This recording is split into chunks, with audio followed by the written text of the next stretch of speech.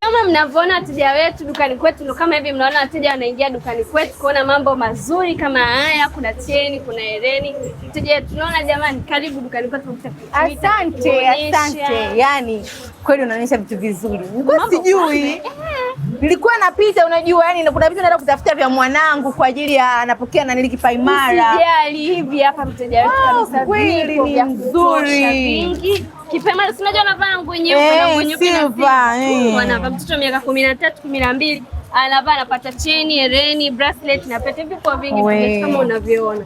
Mtuone hii hapa. Jamani ni nzuri sana.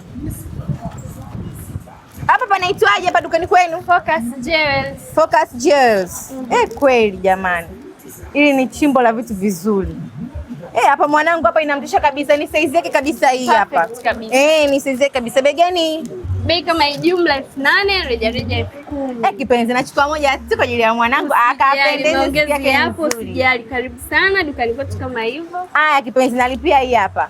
Jamani, hapa ni Focus Jewels, sehemu ambayo unaenda kupata vitu vizuri zaidi na zaidi na vitu vyenye ubora. Jamani, kama mnavyoona hapa, nimemchukulia mwanangu kitu kizuri kwa ajili ya siku yake nzuri ambayo anaenda kupata kipaimara, na natumaini atapendeza sana.